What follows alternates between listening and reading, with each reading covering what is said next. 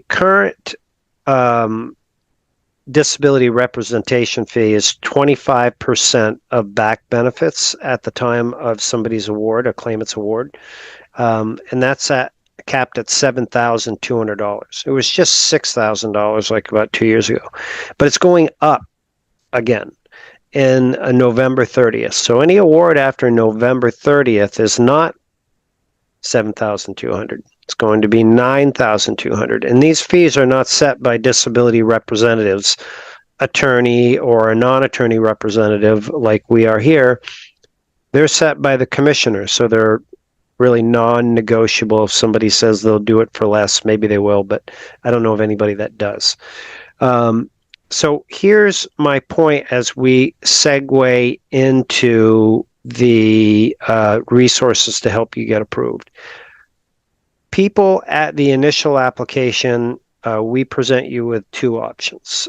We show you, which I'm going to today, how you can do this all on your own. And thousands have done this and gotten approved on their own and saved the fees since we started. In 2006, we had resources even then that weren't as robust as our disability approval course now, but they still worked. Or you can use a representative. But the challenge is you really, either way, from my point, you need to make sure it's done right. Either you do it right or you make sure that somebody that is working on it for you does it right. So when you look at this fee cap, most people are like, oh my God, $9,200 is a lot of money. And it is. I totally agree with you. But if you do it right at the initial application, you don't have to pay $9,200, right? I'm going to go through an example here. And actually, for those of you out there on my screen right now, this would be really helpful if you put a number in associated to where you're at in the approval process. 1, have not applied. 2, applied, waiting for a decision. 3, you got denied and you're at the reconsideration stage. Or you're waiting for a hearing, or you're approved. Okay, that would be really helpful. So here's the point I want to make for those of you that are interested in saving money, is really how much money are you going to save? And the thought points that I encourage you to consider, sitting around with a cup of coffee or a glass of wine or a beer or whatever it is you do to ponder and think about these big decisions. This is a typical disability applicant here at the Disability Digest. Now, this is like year 18 that I've been doing this. There's currently 192,000 members here, and there's been some that have come and gone. So point is, I've seen lots of different numbers and situations. Commonly, people apply for their disability benefits, and this is just average, around the 6-month mark of being out of work. Like, oh my God, I can't go back to work. I got to do something about this. So 6 months. So then they apply. So then from that point, you're going to get a decision in today's environment about 8 months later, right? So 6 months out of work, applies 7 months. So you're somewhere around 15 months that from the time that you're out of work that you get your first decision. Now, I hope you please pay attention to this because this is going to impact your financial decision, I hope. So with Social Security, if you're out of work for 15 months, the first 5 months is an elimination period, which means that there's no back benefits that build up. So only 10 out of those 15 months have back benefits. So that would be $15,000. I have $1,500 in here. I'm missing a zero. So for $15,000 times 25%, which is the Social Security fee structure, then at the initial application, you could expect to pay on average $3,750. Okay, here's my point. You can do this on your own, hedge your bet that you're going to beat the odds, which are 36% on the national average. If you use the course, it depends on how well you use it, it's going to increase it, then it would be better. Or you can have it done for you. Now, if you're considering having it done for you, I would ask them what their initial application approval rate is. Like ours is significantly more than 36%, but I don't reveal it in our videos or publicly. You're welcome to ask our advocates here. We keep that data readily available. But on average, you could expect to have a 28 to 35% increase of your odds if you have somebody that does this work and does what I'm going to share with you in our disability approval course. If they do those steps, I know from our data that it's going to be increased. So either you do it and you get approved, and hopefully you save your $3,750, or you have somebody do it. But you're not on the hook at the initial application for $9,200. Now here's where the problem is. The problem is if you don't do it right. You know, there's people, we had somebody the other day, they didn't have their phones set up, didn't have voicemail. Social Security couldn't get in touch with them. They got denied. It's just countless stories. People not checking their mail, people not filling out forms right, people not getting doctor support, people not getting the information from the work about the special accommodations they had. All of the things that you really need to do this right, they just didn't pay attention to it. So if that happens, then your case gets denied and you can appeal it at the reconsideration stage, which is in all except 10 states. And the odds of getting approved there are very low. It's 11.7%. It's likely that your case is going to go to a hearing. So you have to go through another 8 months of reconsideration appeal and then wait for a hearing. So you can figure it's going to be like 28 months from start to finish if you don't get it right at the initial application. That is where you're going to pay the full fee of $9,200. Because on my example right here, at 28 months, you would be at $42,000 of back benefits times 25% is $10,500. So it's capped at $9,200. So I hope this information financially, if you're in this for the money and want to save money, that you'll pay attention and do it right, or have somebody do it for you. That's really what it comes down to. And if you can't do it right, maybe there's people that can advocate for you. Right? So that's my point on this. So here at the Disability Digest, how it works for those of you that are not familiar with us is you can join us as a member. It's the best way for you to get the most amount of help because you can watch these videos, attend these events and all that.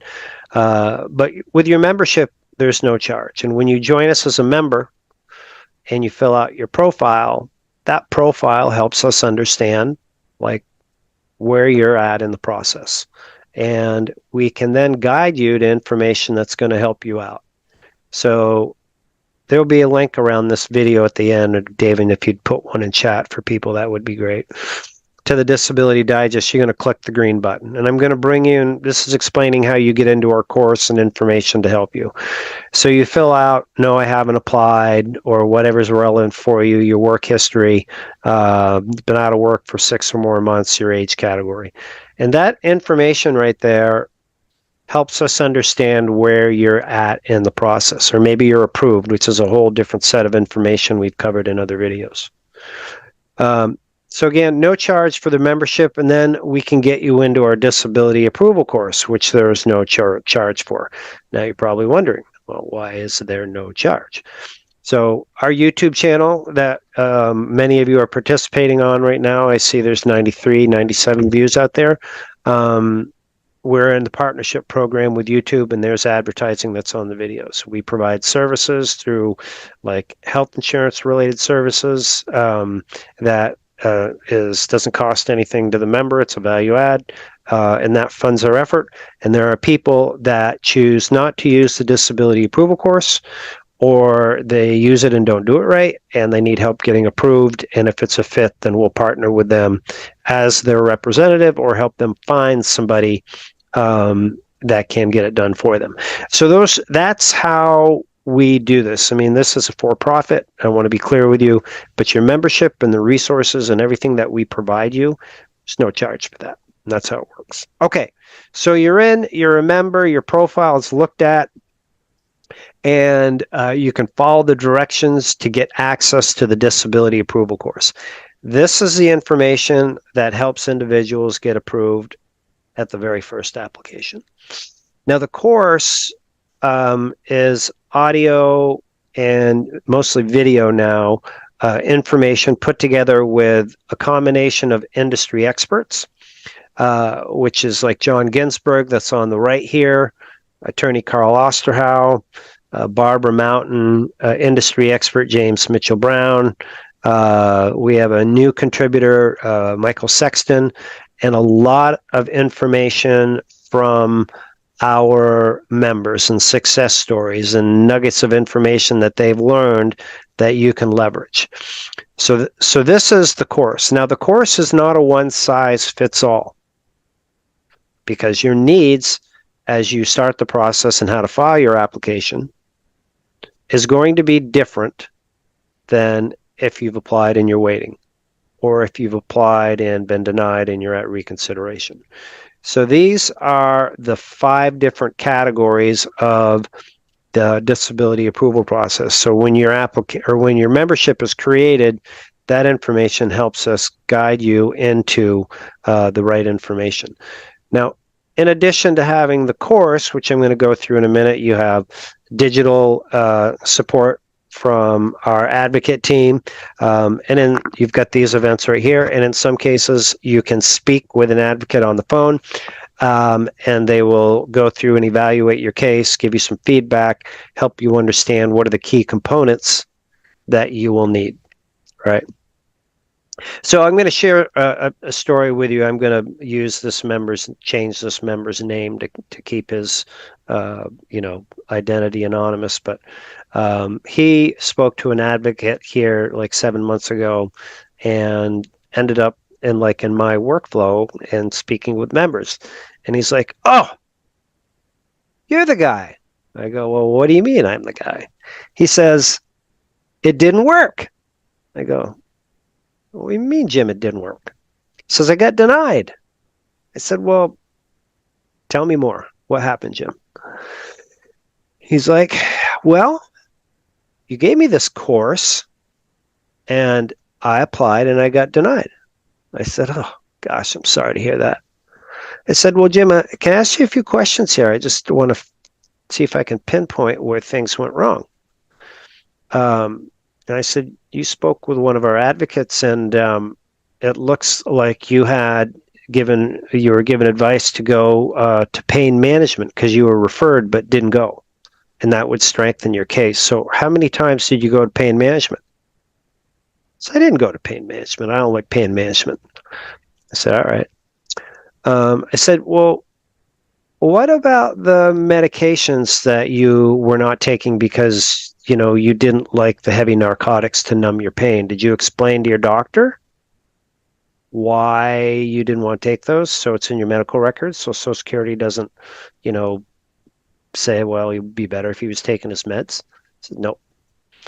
I said, "Jim," so I said, "All right." So I said, "If you send me the doctor support forms that we indicated that you would need to get filled out and in your application, I'll review them and see, no charge. I'll just review them for you and see what might have gone wrong, why Social Security didn't look at those and evaluate you." And he goes, "Oh, so I didn't do those." I said, "Jim," I said, "what did you do?" Right? So here's my point, folks. Having access to this information, this is the same information that I'm going to share with you that our representation team here uses, plus we have some, customized information that we've just learned over 18 years. It's the same information. It's really the fundamentals of it. If you apply it, it will work. But there's situations like Jim where they just he didn't even half-ass it. I don't even know if there's such thing as quarter-ass it, but he did nothing. And so in those situations, it's just basically a guess. It's like throwing blindly with a dart. Okay? So those are some of the things that you get when you communicate with the team here, and they're looking at your situation, because every, disability application is like a snowflake. There's just so many nuances and things are different. So here is the first part of the course, like what you're going to need to have to go through and apply for your benefits. And I'm just going to hit the highlights because you either have access to it or you can have access to this shortly. And again, for no charge. But there's getting started steps in the course. And the first one is similar to what we have done in events here, is how to explain you qualify for disability in 2 sentences or less. And so while I'm doing this, I would be glad to review statements for those of you that are going through the disability application process, or especially for those of you that are approved.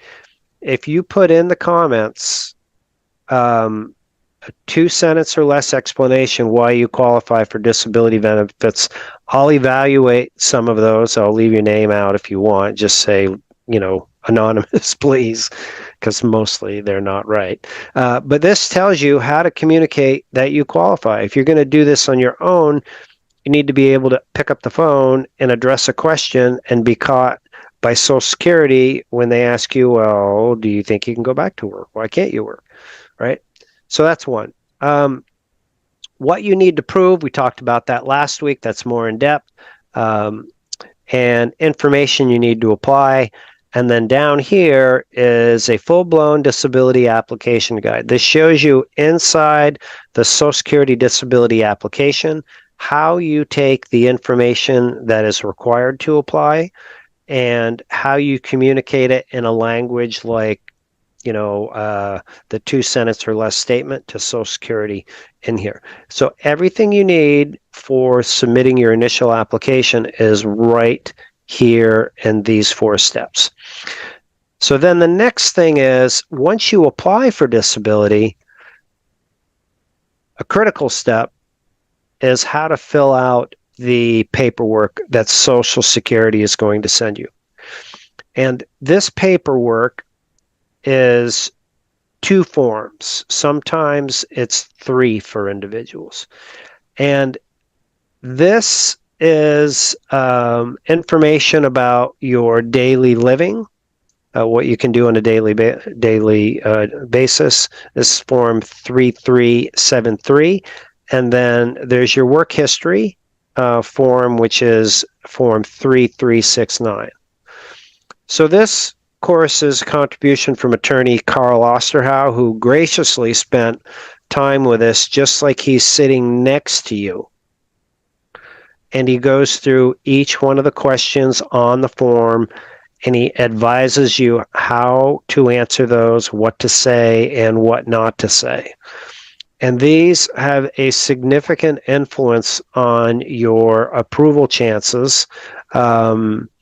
Because if you don't answer the questions right, it can lead Social Security to believe otherwise, right? So that's an example of one of the forms. I'm not going to go through the detail because it's all in the course.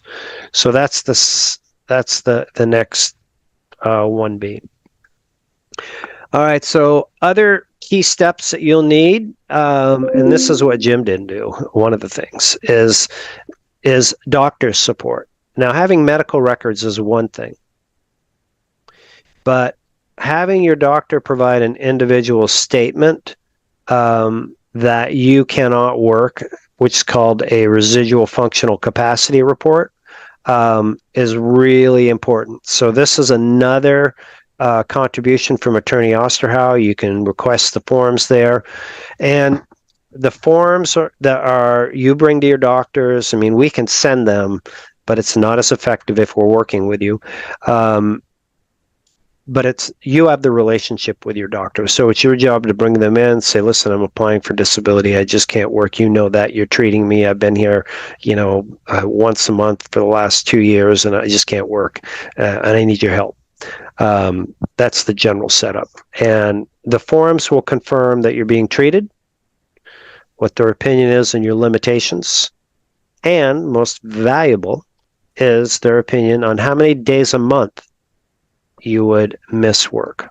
So if they say, listen, you've got these limitations, been treating you consistently for 2 years, and you're going to miss 3 or more days a month, you're basically, I mean, that's really good leverage for your disability application, because it's tough to have 3 days off a month. That's, over 30 a year, and still keep a job.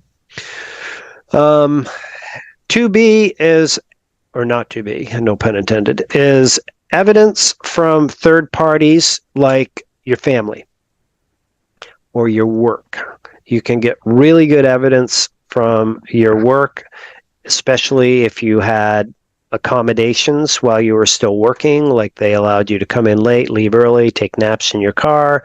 They offloaded some tasks for you to other individuals. These are all things that demonstrated that you were working, yes, and you were earning your income, but it was being accommodated for, and that's really helpful. You're also going to be sent for exam.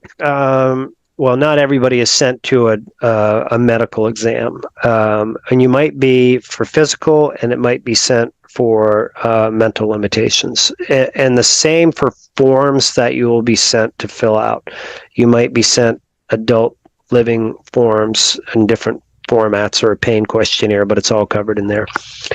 So, and there's really 7 things that you need to know about going to your Social Security exam, so that you get the most out of it, because you are going to be one-on-one, if you don't, with a doctor from Social Security who is paid by Social Security to look at your medical records and ideally shoot holes in the situation as to why you don't qualify. I mean, that's really their job. Let's face it, Social Security's in the business of denying claims. So those are the key components at the initial application. And how the course works is you get your segment of the course and you hang on to it. And then once your status changes, you just update us. Hopefully you've gone from the initial, and when you come down here and fill this out, you indicate that you've gone all the way down and you're approved. But if you haven't and you've gotten denied and you need to go on to the next section, then we can put you into, how to appeal your case. So use the course, update us, move on to the next. So that's the Disability Digest and how we help you. So I have just shared with you the initial application segment of it, and there's different segments for applied and waiting. Like if you're applied and waiting, you don't need step 1A because you've already applied and you've completed those. Or if you have been denied and you're at the reconsideration stage, it's likely you still need the information in step 2 because you didn't do it. You probably don't need step 3, but you need to know how to appeal your reconsideration appeal. So we teach you like how to look for flaws in your denial letter and then communicate those flaws in an organized letter back to Social Security for your appeal. So that's the general structure.